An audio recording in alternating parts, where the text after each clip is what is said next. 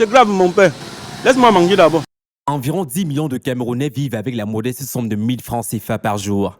C'est ce que révèle un rapport de l'Institut national de la statistique. Quand je vois un bien qui monte déjà à 700, ça veut dire qu'on augmente tous les prix des choses et on dit que nous sommes pauvres. Ça ne peut pas se passer comme ça. Mais quand on dit même 1000 francs là, c'est même beaucoup. Hein. Il y a peut-être 2 mois, même 100 000 francs. Hein.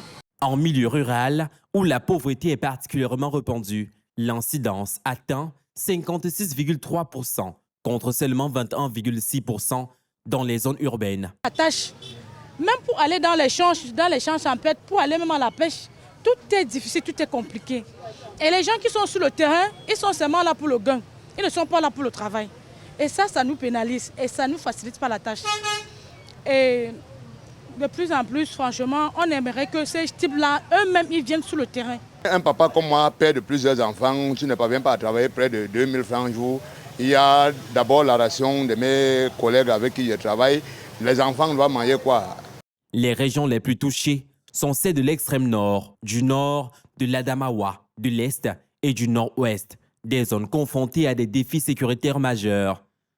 Dans le nord-ouest et le sud-ouest, les revendications séparatistes anglophones perturbent la vie quotidienne et limitent les investissements. Pour le docteur Raoul Foto, expert en économie, la somme de 1000 francs paraît même énorme. Quand on est vulnérable, ça fait partie on est même d'abord au départ pauvre avant d'arriver à la vulnérabilité. Donc ça veut dire qu'il faut prendre le concept de pauvreté dans toutes ses dimensions. Et tu vois que si on prend le concept de pauvreté dans toutes ses dimensions, ce chiffre va augmenter.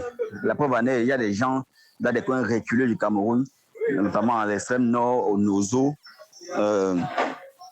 qui vivent moins de 300 par jour. Face à cette situation, les populations des zones les plus touchées appellent à des mesures urgentes et inclusives pour réduire les inégalités, renforcer la sécurité et stimuler une croissance économique plus équitable.